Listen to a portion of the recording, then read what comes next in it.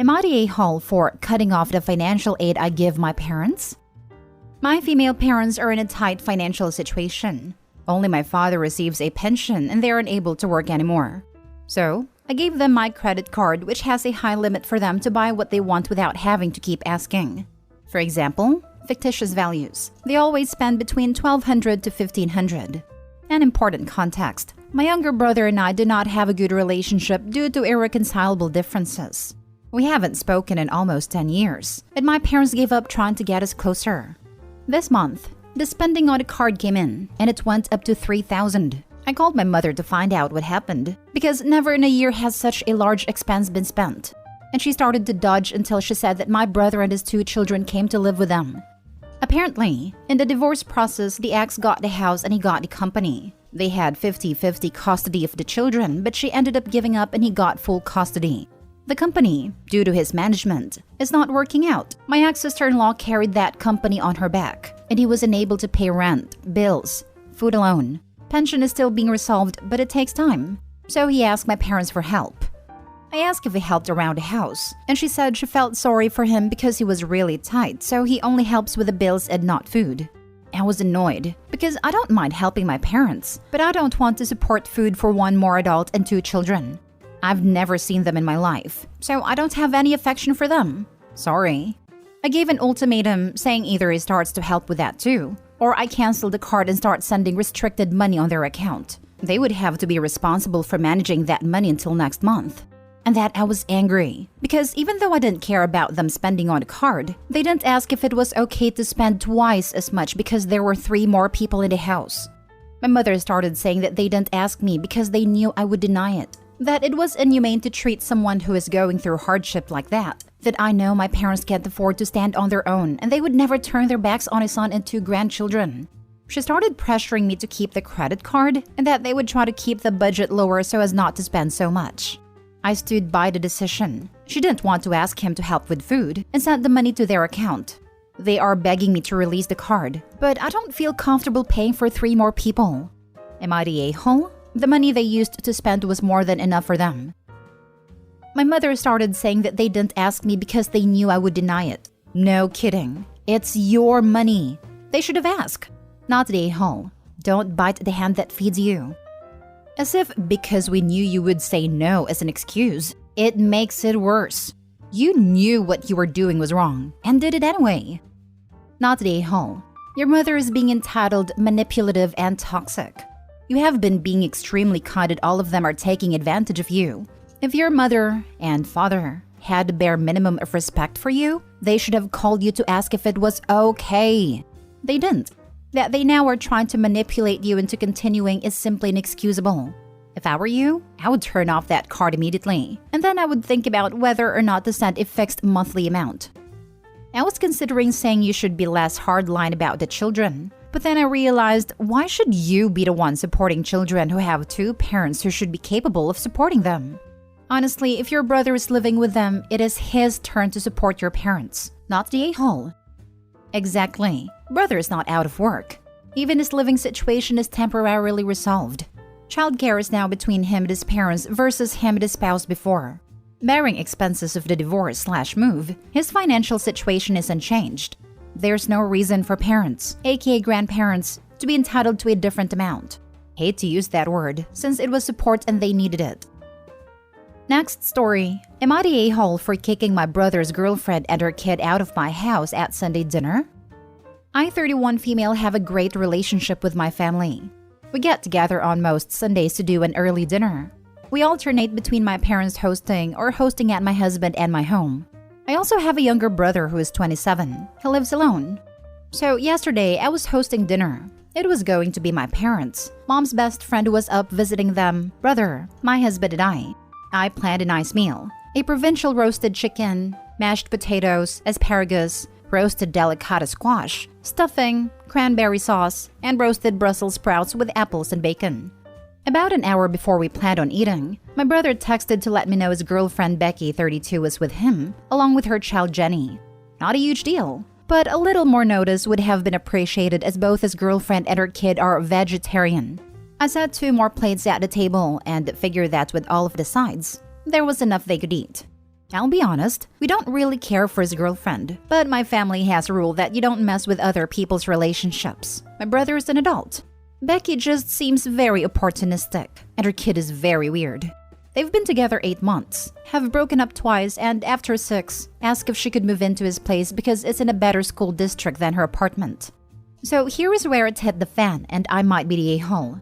We sit for dinner, and Jenny asks where April is going to sit. I look around confused. Becky then says that April is her imaginary friend. This kid is 9 turning 10. She starts shrieking that April needs to eat and having a total tantrum. My mom tries to calm things down, suggesting she share her place and seat, which she refuses, demanding a chair and plate. Her mom tells me to just set a spot. My dining room table has 8 chairs all in use. The kid gets louder and everyone else is in shock. She tosses herself on the ground. I get flustered and tell Becky to please get her to stop. Becky then goes on the attack, calling me rude and heartless for not giving in to her kid. She also says that she knows I hate kids and that's why we don't have any. We are child-free, but I like my friends' kids, as they are not rats. She then goes on a rant about how I know they're vegetarian, and it was rude of me to not offer a main that was vegetarian-friendly, and that I put bacon on the Brussels. I snapped back that I didn't know they were coming, and I wasn't the one who invited her. So she's screaming at me in my home, kid is flailing on the ground crying, and I had enough. I told her if she can't respect me in my home, she should leave. She screams at my brother to get up, that they're leaving, and he informs her he is staying. Everyone is shocked, but we eat. My brother silences his phone because she's blowing him up, and he is just shell-shocked. She's now slamming me and my family in social media and accusing us of trying to break them up. Am I the a-hole for not accommodating her and her kid better than asking them to leave? I try to be polite and a generous host, but I had enough. No one has ever been more not the a-hole. This is unreal. I really hope your brother ditches this woman. I don't think she should be allowed back in your home. Maybe I'd say let her come back if she profusely apologizes and publicly posts on social media that she was wrong too. She's like doubling down, claiming we are snobby and she is being treated horribly because she's a single mom. She's not welcome back. My brother is in shock that she pulled this. I don't know why he is with her, cause other than being pretty, she has no redeeming qualities, but looks only go so far. Not the a-hole, and good on your brother for his wise decision. I'm glad he's not enabling her. Be a good listener for him because I suspect his relationship is over and he'll need someone. Honestly, if I were him, when she gave him an actual list of what she wanted for her birthday when they were dating for barely 2 months, I was like, oof, bad sign. She had the nerve to ask for a $1,000 purse. I know the rule in your family is to not interfere in relationships, but few rules are absolute or have no exceptions. I think it's time to sit down with your brother and talk to him about his relationship. Do your best to not come off as being against her, but as being concerned for him. Every problem with her, you need to make it about him. Stuff you don't like personally about her, never bring up. Maybe just offer to listen and then offer advice, but don't give it if he refuses it. Sometimes it takes an outside perspective to see what's really going on. Sometimes it takes a real public incident that can't be sanely denied, like this one, to make people open to talk about things. Just be sure to be there for your brother and make sure he knows that's why you are there. My husband plans to talk to him when they golf Wednesday morning. I feel bad that he was super embarrassed and kept apologizing. Next story. Am I the a-hole for not supporting my husband's kids? My 28 female husband, 35 male, and I have been married for a year. We dated for 2 years prior to that. When we met, I said I didn't want to have kids of my own, but wouldn't mind being in a relationship with someone who has kids. We came to the agreement that he would be solely responsible for his kids, minus the little stuff. I love my husband a lot, and his kids are alright. The older 2 are great, but the younger 2 are a bit much. We have had separate finances our whole relationship, since he has kids and I don't. When I moved into his house, we agreed that I would pay 1/4 of the mortgage, since it's a 4-bed, and 3 of the 4 rooms go to his kids. I pay 1/5 of the utilities, since there's 6 of us living here, myself, and then him and his 4 kids. I also buy my own groceries separate from them since I'm really into fitness and I meal prep once a week. It's just the best way to go about it. This was the agreement we came to 2 years ago and we've stuck to it. Recently, I've gotten a new car, and I guess he's realized my finances vary a bit more from his than they used to. I work as a travel nurse, going to wherever pays the most for about 1/3 of the year. I make pretty good money, and I've saved a lot. I make around $130,000 a year. Meal prepping and responsible spending has helped a lot, and I don't buy myself a lot of luxuries other than my new car. My husband works as a mechanic, and he makes a fair amount considering we live in a low cost of living area, around $40,000 a year.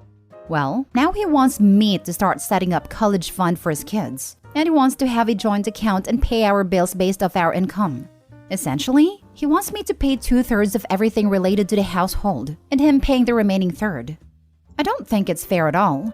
He decided to have 4 kids, and I decided to not have any, because I would rather spend my time and money on myself. He thinks it's not fair that I can buy myself an expensive car while he still drives an older car that needs work. Ultimately, I ask why he agreed to split what we have now, if he wasn't okay with it, and he just changes the subject. Am I the a-hole for not wanting to support his kids? Now for the top comments. Jesus, so he's below the poverty line and you're at the upper class income threshold.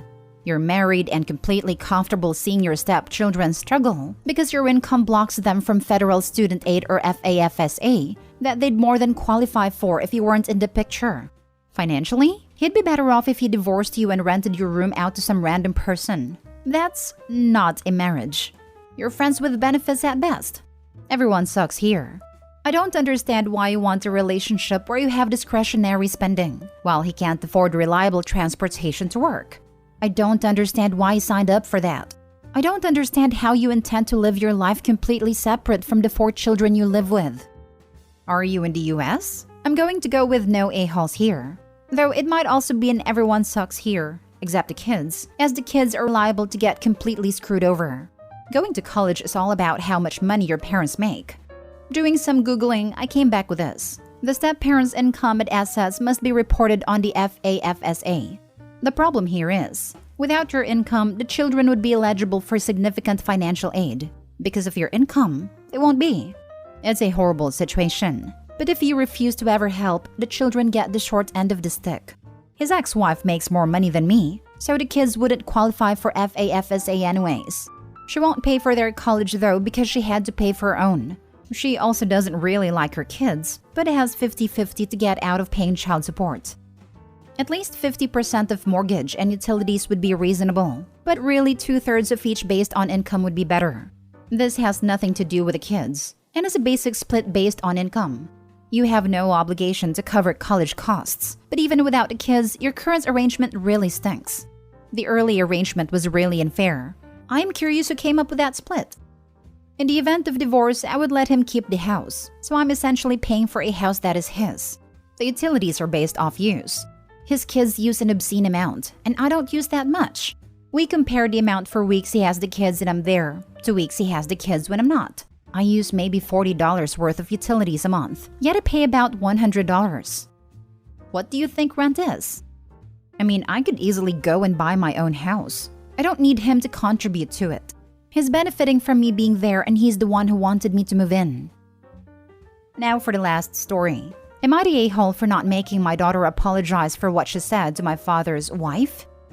I, 41 female, have a daughter 16, Sophia, fake name. The background to the incident is that Sophia lives in her own 1-bedroom apartment 3 floors down from my husband and me.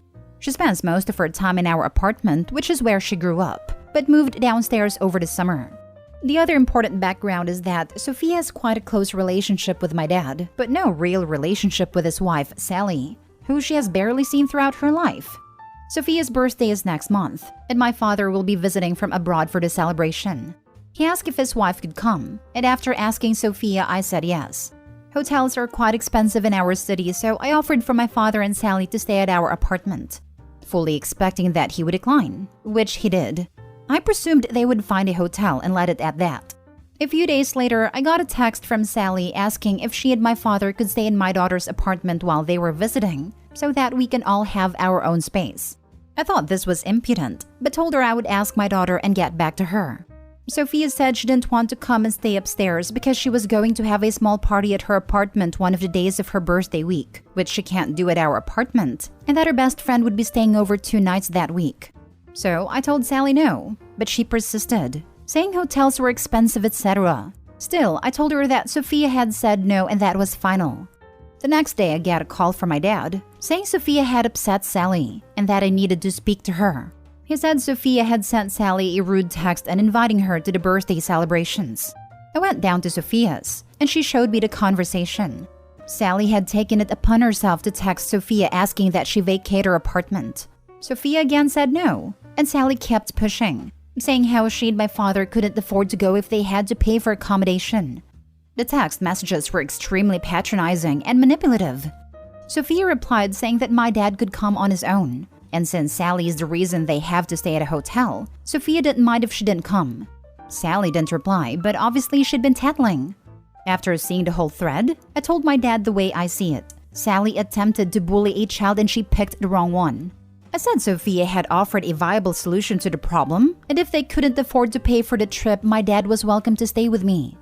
My father has since been texting me multiple times a day, asking that Sophia apologize, and saying I'm making him choose between his wife and his granddaughter, as now Sally is pitching a fit. I don't think I'm making him choose. No one said she couldn't come. But he seems a bit desperate, and I know Sally can be very temperamental over things like this. So I'm beginning to think maybe I should have asked Sophia to apologize. Am I the a-hole? Not the a-hole. It's amazing when a parent actually gathers all of the facts instead of assuming that their child did something wrong. Well done. Indeed, so often it is the norm for adults to take the words of other adults. And am I the only one who thinks this 16-year-old having her own apartment in the same place as her parents is absolutely brilliant? What an amazing way to get her ready to be a grown-up. Not the a-hole. His wife is his problem. Don't teach your child to knuckle under to bullies. If it continues, contact Sally directly. Send a message that trying to bully and manipulate your daughter won't be tolerated.